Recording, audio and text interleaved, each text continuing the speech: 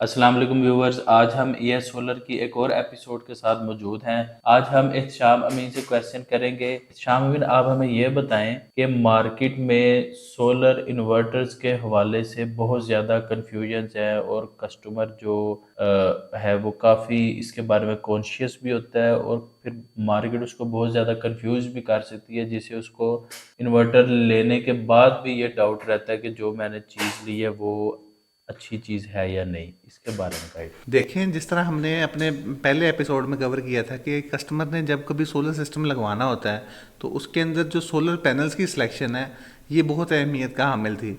मैं यहाँ कहूँगा कि सोलर पैनल्स की सिलेक्शन के साथ साथ सोलर इन्वर्टर्स जो से है ना, ये भी बहुत अहमियत के हामिल हैं। आप इस तरह मान के चलें कि सोलर इन्वर्टर्स की सिलेक्शन है ये आपके पूरे सोलर सिस्टम की रूह है।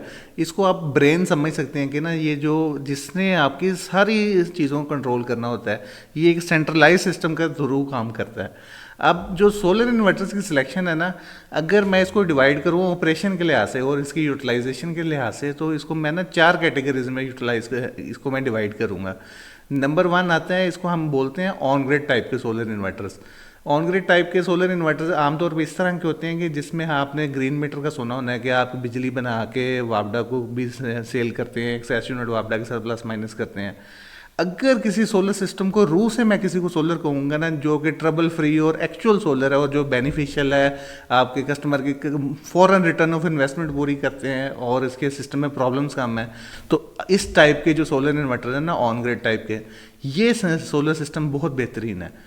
अब कुछ जगह पे अगर किसी कस्टमर को सिर्फ रिक्वायरमेंट ये है कि मेरी जो बिजली के मैसिव बिल हैं उसमें कमी चाहिए, तो उसको सिर्फ और सिर्फ ऑन ग्रिड टाइप के सोलर इन्वर्टर्स और सिस्टम में जाना चाहिए।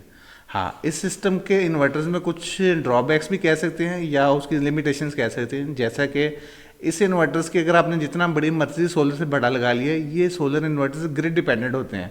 यानी जैसे ही इसकी अगर वापडा ऑफ भी हो जाए, सोलर मौजूद भी हो, तो ये अपनी बिजली बनाना बंद कर देते हैं। अब कुछ मार्केट में इसके ऑप्शन आए हैं, जैसे अगर आप इसको जनरेटर के साथ सिंक करके चला लें, अगर वापडा नहीं भी मौजूद है तो डीजीपी मॉड्यूल्स लग जाते हैं। इन ऑन ग्रिड इन्वर्टर्स के साथ मैंने कहा कि इस तरह के 3 इन्वर्टर टाइप्स और भी हैं जिनको हम बोलते हैं hybrid solar inverters. Hybrid solar inverter समझें कि ये सुपर कंप्यूटर है। जैसे कि दुनिया का जो फीचर आप सोच सकते हैं कि किसी सोलर सिस्टम में होना चाहिए, वो तमाम फीचर ही हाइब्रिड सोलर सिस्टम में होते हैं। फॉर एग्जांपल, वो जो हमारे ऑन ग्रिड सिस्टम में मसले थे कि अगर वो वापडा चली भी जाए तो सिस्टम बंद हो जाता था, तो ये हाइब्रिड सिस्टम आपको ऐसा नहीं होता, ये फिर भी चलता रहता है। ये हाइब्रिड सोलर सिस्टम के अंदर 3 सोर्सेज होते हैं। एक सोलर सिस्टम का, दूसरा इसके साथ बैटरीज या हम कोई बैकअप सोर्स लगाते हैं, तीसरा ग्रिड का सोर्स होता है। अब इस सिस्टम में अगर वापडा चली भी जाए तो कोई से 2 सोर्सेज मिलते रहे, बैटरी जमा उसको सोलर मिलता रहे, वो आपका लोड चलाते रहते हैं।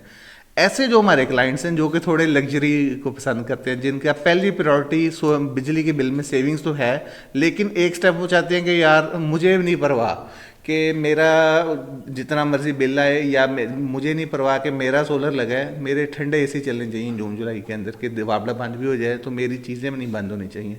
ऐसे लोगों के लिए हाइब्रिड सोलर सिस्टम्स हम सजेस्ट करते हैं, हाइब्रिड सोलर इन्वर्टर्स लगते हैं।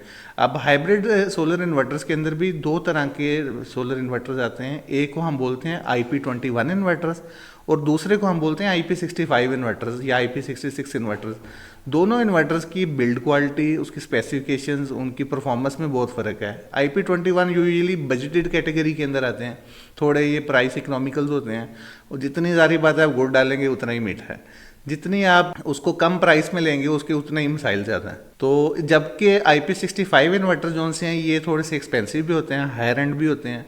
तो हाइब्रिड इन्वर्टर्स मैं सजेस्ट करूंगा, क्योंकि ये बाय ऑपरेशन इनमें थोड़े से प्रॉब्लम्स भी ज़्यादा होते हैं, क्योंकि ये सिस्टम की सीरीज़ में डिप्लॉय होते हैं, क्योंकि ये कंप्यूटर हब है जहाँ से इसने सारी चीज़ें कंट्रोल करना है। तो ये आपको IP65 IP66 लेने चाहिए।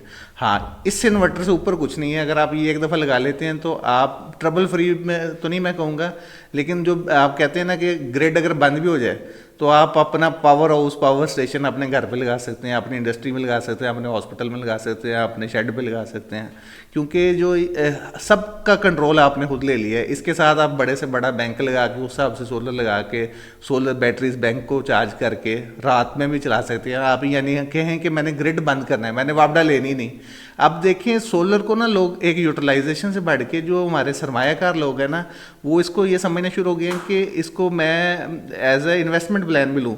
फॉर एग्जांपल अगर एक बंदा एक कनाल का घर बना रहा है, वो कहते हैं मेरा इस पे कंस्ट्रक्शन जमा इंटीरियर डिज़ाइन के बाद इस पे 10 करोड़ लगना है, और वो कहते हैं कि मेरा 10 करोड़ की जगह 11 करोड़ लग जाए, लेकिन मुझे सारी ज़िंदगी फ्री हो जाए, मुझे कोई वापडा के बिल ना देने पड़े, क्योंकि जिस बंदे का 10 करोड़ का घर होगा उसका महीने का 3 लाख वापडा का बिल भी होगा, और उसका इसका मतलब एक साल में 30 लाख बिल भी देना है। अगर वो उसको इन्वेस्टमेंट का हिस्सा मान के चले ना कि 1 करोड़ का उसने बिल लेना है, तो उसका 30 लाख के हिसाब से 3 साल में पैसे पूरे होते हैं और आगे सारी ज़िंदगी फ्री है। तो लोग इन्वेस्टर हजरात अब इस तरफ निकल गए हैं, तो वहाँ पे हाइब्रिड सोलर सिस्टम भी यहीं हम सजेस्ट करेंगे। अब अभी तक हम 2 तरह के सोलर पैनल्स को कवर कर चुके हैं। तीसरी तरह का जो सोलर इन्वर्टर्स आते हैं उनको हम बोलते हैं ऑफ ग्रिड टाइप के solar inverters. Of grid inverter जैसे नाम से जाहिर है, यानी ऐसी जगह जहाँ पे ग्रिड सिरे से मौजूद ही नहीं है, यानी ऐसे पाकिस्तान के जो बैकवर्ड इलाका जाते हैं जहाँ पे नेशनल ग्रिड अवेलेबल नहीं है, उस जगह पे ऑफ ग्रिड टाइप के सोलर इन्वर्टर्स लगते हैं, जहाँ पे सिर्फ उनका काम होता है कि इनको लोड भी चलाया, प्लस अगर आपने कोई बैटरी बैंक रखा है उससे उसको चार्ज कर लिया और रात को आपने बैकअप ले लिया। क्योंकि अब नेशनल ग्रिड काफ़ी जगह अवेलेबल है, ऐसे इन्वर्टर्स की अब ओवर द टाइम यूटिलाइजेशन कम होती जा रही है, लेकिन ये फिर भी एक तरह का इसकी एप्लीकेशन है। ये जो चौथी टाइप के सोलर इन्वर्टर्स हैं, ये इनको हम एग्रीकल्चर के इसके अंदर इसकी बहुत यूटिलाइजेशन है। ये सोलर इन्वर्टर इस तरह काम करते हैं कि दिन टाइम अगर आपके पास कोई मोटर चलानी है, या आपने ट्यूबवेल की मोटर चलानी है, कोई आपकी आरओ प्लांट की मोटर चलानी है, और आप कहते हैं कि दिन दिन में मेरी सोलर से ही चलें, तो वहाँ पे इस टाइप के सोलर इन्वर्टर्स लगते हैं, VFDs हम इनको बोलते हैं। इस दौरान दिन टाइम में अगर आपने चलानी है तो आप एक मैसिव सोलर पैनल्स की स्ट्रिंग्स अटैच करते हैं इस इन्वर्टर्स के साथ। दिन दिन में आप ट्यूबवेल चलाए, आपने ट्यूबवेल की मोटर होगी, सारी चीज़ें ये चलाते हैं। तो ये चौथी टाइप की एप्लीकेशन भी सोलर इन्वर्टर्स की है। तो ये हमने 4 टाइप्स के जो थी एज़ पर एप्लीकेशन के किस तरह के कस्टमर को किस तरह का सोलर इन्वर्टर चाहिए, किस तरह का सोलर सिस्टम चाहिए, उसकी सिलेक्शन के अंदर आज ये हमारी अवेयरनेस मैसेज था। जी, उम्मीद है कि आपकी बहुत सी कन्फ्यूजन्स एहतशाम अमीन ने सॉल्व कर दी होंगी। नेक्स्ट सीरीज में नेक्स्ट टॉपिक के साथ आपके लिए दोबारा हाजिर होंगे एहतशाम अमीन और Uzair Afzal ES solar solutions की तरफ।